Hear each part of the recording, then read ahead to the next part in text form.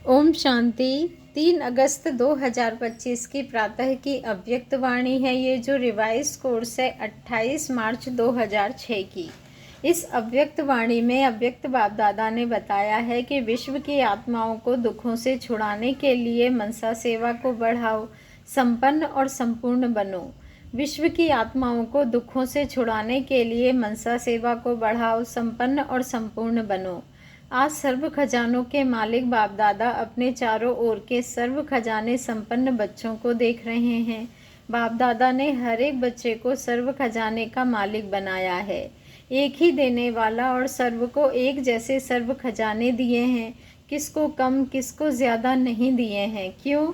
बाप अखूट खजाने के मालिक हैं। बेहद का खजाना है, इसलिए हर एक बच्चा अखूट खजाने का मालिक है।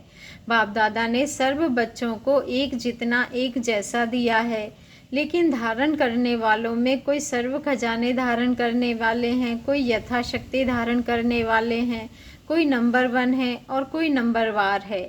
जिन्होंने जितना भी धारण किया है उन्होंने चेहरे से, नैनों से खजानों का नशा स्पष्ट दिखाई देता है।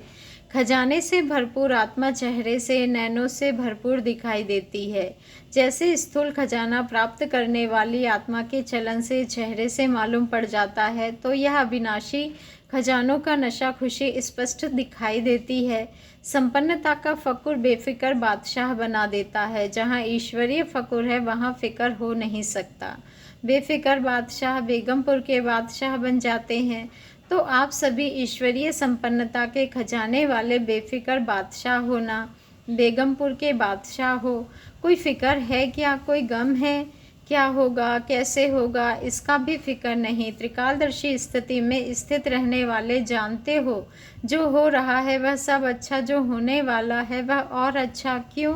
सर्वशक्तिमान बाप के साथ ही हो, साथ रहने वाले हो। हर एक को नशा है, फकुर है कि बाप दादा सदा हमारे दिल में रहते हैं और हम सदा बाप के दिल तख्त पर रहते हैं। तो ऐसा नशा है ना, जो दिल तख्त नशीन है उसके संकल्प तो क्या स्वप्न में भी दुख की लहर लेस भी नहीं आ सकती उसमें। क्यों?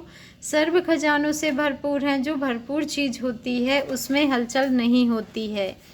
बाबा कहते हैं जो भरपूर चीज़ होती है उसमें हलचल नहीं होगी। तो चारों ओर के बच्चों की संपन्नता देख रहे थे। हर एक का बाप दादा ने जमा का खाता चेक किया। खजाना तो अखूट मिला है, लेकिन जो मिला है उस खजाने को कार्य में लगाते हो। बाबा कहते हैं जो मिला है उस खजाने को कार्य में भी लगाया है और बढ़ाया भी है। कितनी % में हर एक के खाते में जमा है, क्योंकि यह खजाना सिर्फ अब इस समय के लिए नहीं है, यह खजाना भविष्य में भी साथ में चलना है। जमा हुआ ही साथ जाएगा। तो % देख रहे थे, क्या देखा? सेवा तो सभी बच्चे यथा योग यथा शक्ति कर रहे हैं, लेकिन सेवा का फल जमा होना उसमें अंतर हो जाता है। कई बच्चों का जमा खाता देखा, सेवा बहुत करते, लेकिन सेवा करने का फल जमा हुआ या नहीं उसकी निशानियाँ क्या होगी? सेवा कोई भी हो, चाहे मनसा, चाहे वाचा, चाहे कर्मणा, तीनों में 100% मार्क होती है। तीनों में 100 है। सेवा की तो लेकिन अगर सेवा करने के समय और सेवा के बाद स्वयं अपने मन में अपने से संतुष्ट हैं और साथ में जिनकी सेवा की, जो सेवा में साथी बनते हैं, वह सेवा करने वाले को देखते हैं, सुनते हैं, वह भी संतुष्ट है, तो समझो जमा हुआ। स्वयं की संतुष्टता सर्व की संतुष्टता नहीं है तो % जमा का कम हो जाता है। यथार्थ सेवा की विधि पहले भी बताई है। 3 बातें विधि पूर्वक है तो जमा है वह सुनाया है। एक निमित्त भाव, दूसरा निर्माण भावना और तीसरा निर्मल स्वभाव, निर्मल वाणी। भाव, भावना और स्वभाव बोल, अगर यह 3 बातों में एक बात भी कम है, 1 है 2 नहीं है, 2 है 1 नहीं है, तो वह कमज़ोरी जमा की % कम कर देती है। तो 4 ही सब्जेक्ट में अपने आप को चेक करो, क्या 4 ही सब्जेक्ट में हमारा खाता जमा हुआ है? क्यों? बाप दादा ने देखा कि कईयों की 4 बातें जो सुनाई, भाव, भावना, उस प्रमाण कई बच्चों का सेवा समाचार बहुत है, लेकिन जमा का खाता कम है। हर खजाने को चेक करो। ज्ञान का खजाना अर्थात जो भी संकल्प कर्म किया वह नॉलेजफुल होकर के किया, साधारण तो नहीं हुआ। योग अर्थात सर्वशक्ति का खजाना भरपूर हो। तो चेक करो हर दिन की दिनचर्या में समय प्रमाण जिस शक्ति की आवश्यकता है उसी शक्ति वह शक्ति ऑर्डर में रही। मास्टर सर्वशक्तिमान का अर्थ ही है मालिक। ऐसे तो नहीं समय बीतने के बाद शक्ति को सोचते ही रह जाएं। अगर समय पर ऑर्डर करने पर शक्ति इमर्ज नहीं होती, एक शक्ति को भी अगर ऑर्डर में नहीं चला सकते तो निर्विघ्न राज्य के अधिकारी कैसे बनेंगे। तो शक्तियों का खजाना जितना जमा है उस समय पर कार्य में लगाते हैं वह जमा होता है। चेक करते जा रहे हो कि मेरा खाता क्या है, क्योंकि बाप दादा को सभी बच्चों से अति प्यार है। बाप दादा यही चाहते हैं कि सभी बच्चों का जमा का खाता भरपूर हो, धारणा में भी भरपूर। धारणा की निशानी है हर कर्म गुण संपन्न होगा। जिस समय जिस गुण की आवश्यकता है वह गुण चेहरे चलन में इमर्ज दिखाई दे। अगर कोई भी गुण की कमी हो, मानो सरलता के गुण की कर्म के समय आवश्यकता है, मधुरता की आवश्यकता है, चाहे बोल में चाहे कर्म में। अगर सरलता मधुरता के बजाय थोड़ा भी आवेशता व थकावट के कारण बोल मधुर नहीं है, चेहरा मधुर नहीं है, सीरियस है, तो गुण संपन्न तो नहीं कहेंगे ना, कैसे भी सर्कमस्टेंस हो। लेकिन मेरा जो गुण है वह मेरा गुण इमर्ज होना चाहिए। अभी शॉर्ट में सुना रहे हैं। ऐसे ही सेवा में सेवाधारी की सबसे अच्छी निशानी है स्वयं भी सदा हल्का, लाइट और खुशनुमा दिखाई दे। सेवा का फल है खुशी। अगर सेवा करते खुशी गायब हो जाती है तो सेवा का खाता जमा नहीं होता।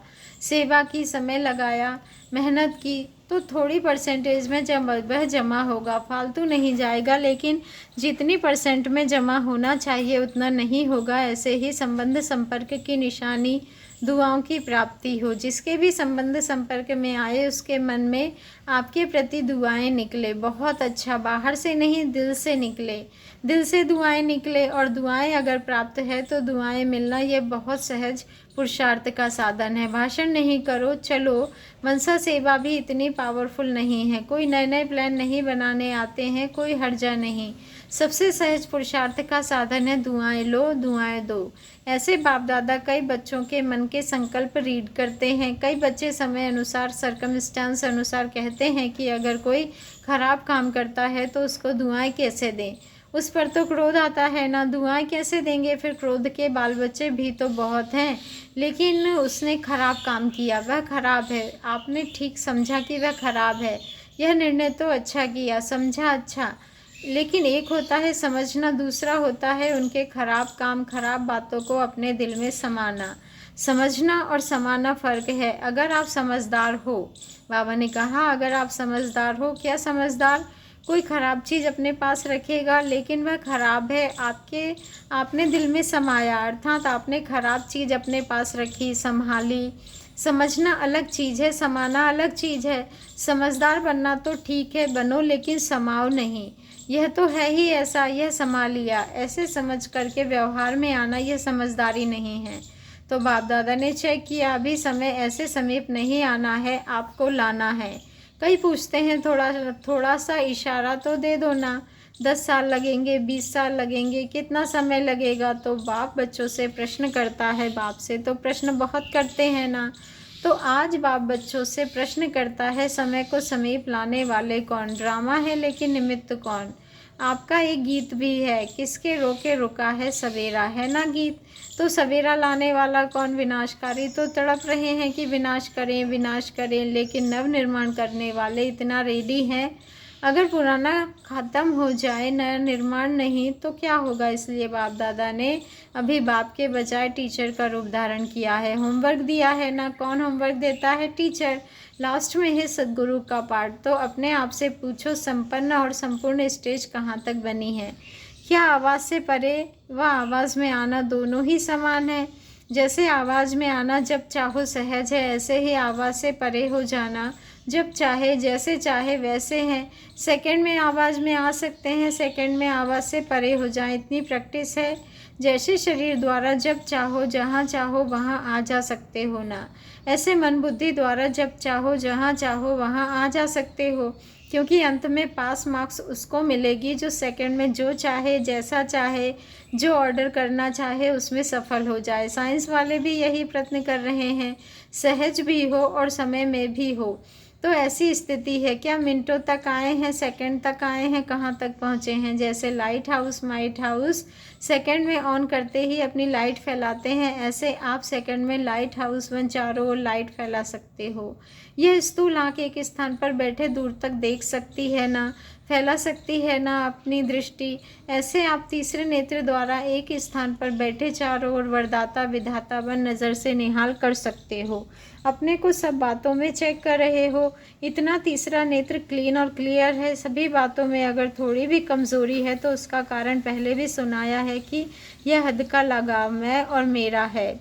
जैसे मैं के लिए स्पष्ट किया था, होमवर्क भी दिया था।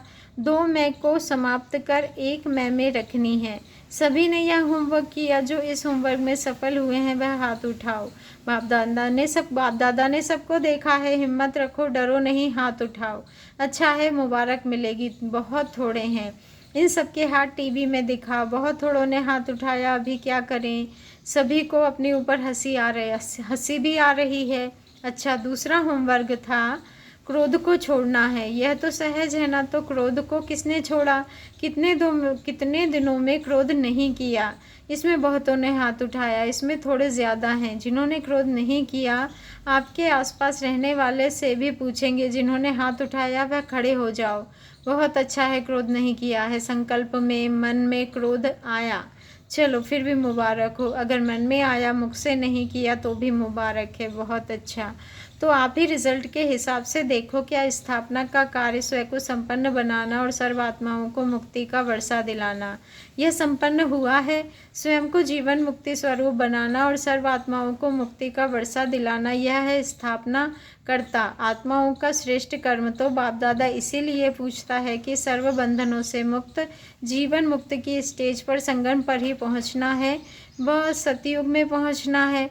संगम युग में संपन्न होना है, वह वहाँ भी राजयोग करके सीखना है। संपन्न तो यहाँ बनना है ना, संपूर्ण भी यहाँ ही बनना है। संगम युग के समय का भी सबसे बड़ा खजाना है।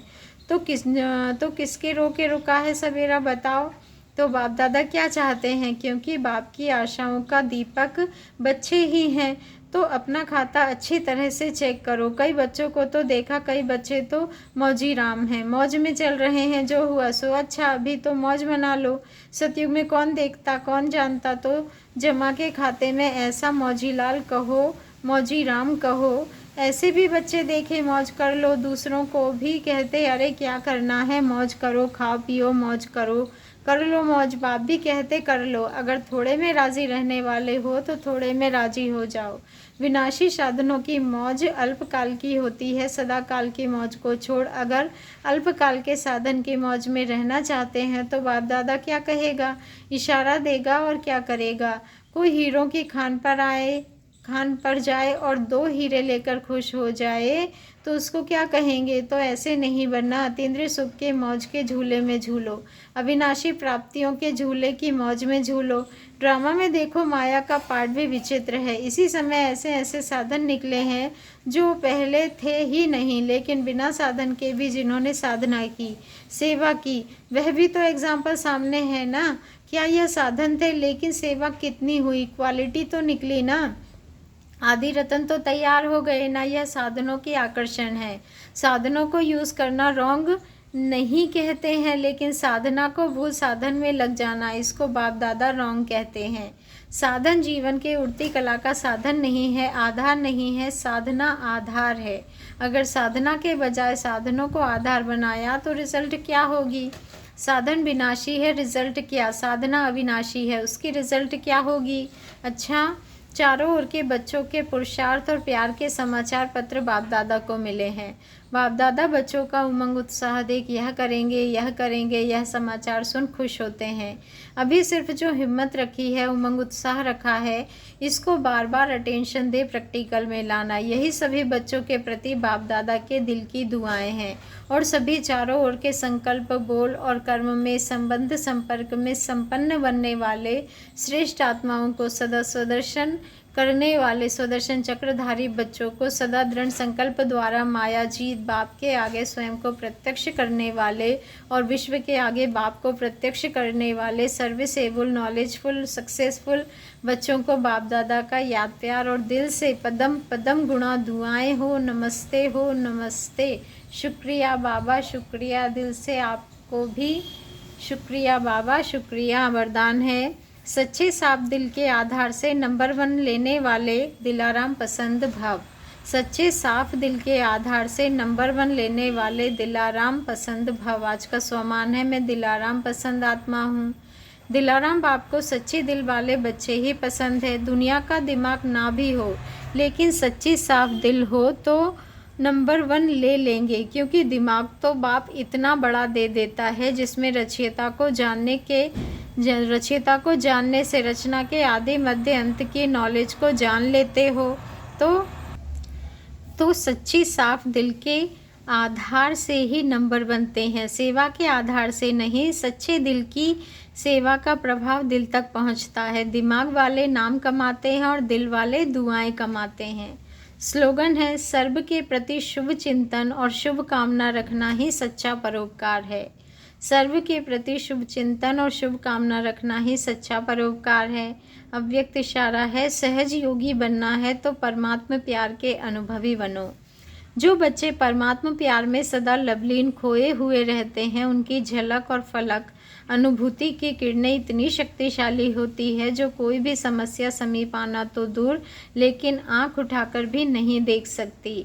उन्हें कभी भी किसी भी प्रकार की मेहनत ही नहीं करनी पड़ती। उन्हें कभी भी किसी भी प्रकार की मेहनत हो नहीं सकती। अच्छा, ओम शांति। शुक्रिया बाबा, शुक्रिया।